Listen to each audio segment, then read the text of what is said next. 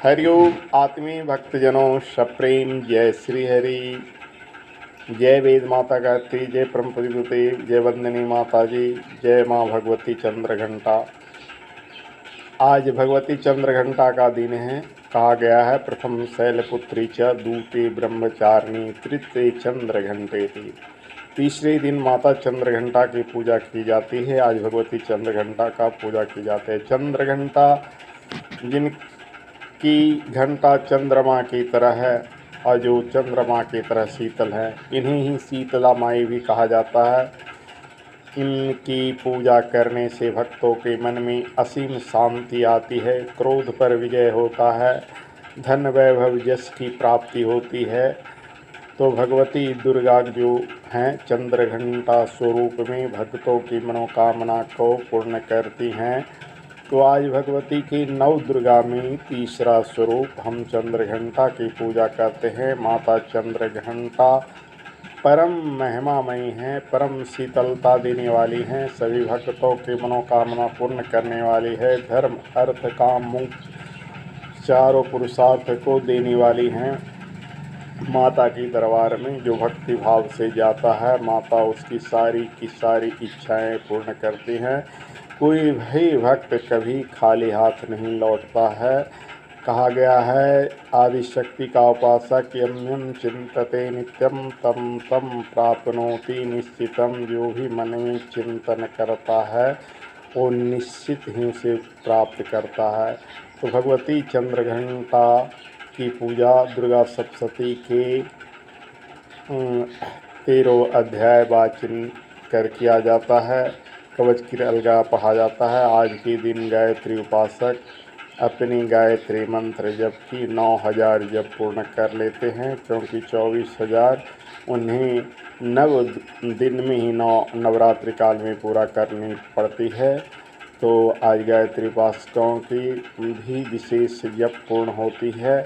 इस तरह से हम जिनकी भी उपासना करते हैं, माँ गायत्री के स्वरूप गायत्री माता, दुर्गा माता, सरस्वती माता, लक्ष्मी माता, इस नवरात्रि में माँ के कई स्वरूपों का जो भी भक्त ध्यान करते हैं, गायत्री जप करते हैं, दुर्गा पाठ करते हैं, श्री सूक्त का पाठ करते हैं, सरस्वती कवच पढ़ते हैं, उन्हें अपनी वही एक स्वरूप भगवती माता अनंत सुख उनके कामना के अनुसार प्राप्त करते हैं। तो आप सभी भक्तों से मेरा निवेदन है कि आप सभी आदिशक्ति परमेश्वरी की साधना में लीन रहे। साधना का जो है प्रचार प्रसार लोगों तक पहुंचाने के लिए अपने यथा सामर्थ्य से जिनसे जो बने गायत्री चालीसा, दुर्गा चालीसा, सरस्वती चालीसा, जिनसे जो है लोगों तक पहुंचाएं, हर लोग को भक्ति से जोड़े। यह जीवन सिर्फ स्वामतः सुखाय नहीं मिला है, पर हिताय भी मिला है। सिर्फ आप उपासक, कुछ लोग ऐसे होते हैं जो पूजा पाठ करते हैं, दूसरों को बताते नहीं हैं। उन्हें लगता है कि बताने से उनकी सिद्धियां कम जाएगी। ये उनकी मूर्खता है। बताने से सिद्धियां कम नहीं जाएगी। जैसे LIC का एजेंट, बैंक का एजेंट जितना ही पैसा जमा करवाता है उसको उसके अनुसार कमीशन मिलता है। वैसे ही आध्यात्मिक जगत में भी आप जितने लोग को उपासक बनाइएगा, जितने लोगों तक माता की भक्ति पहुंचाइएगा, उतना पुण्य आपको बिना जप किए भी प्राप्त हो जाएगा।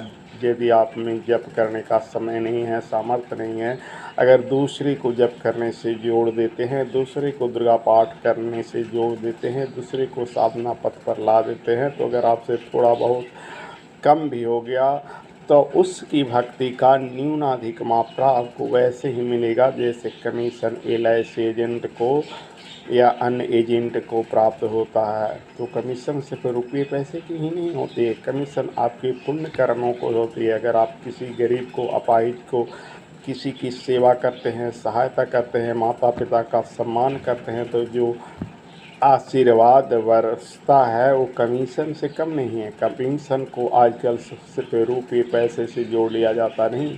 आपकी पुण्य राशि, आपकी यश राशि, ये सब आपको आपके किए गए परोपकार के बदले आपको मिलता है। तो इसलिए हम धर्म पथ पर चलें, अध्यात्म पथ पर चलें, दूसरों को बढ़ाएं, दूसरे को जोड़ें। यही हमारा पुनित कर्तव्य है। हरि ओम।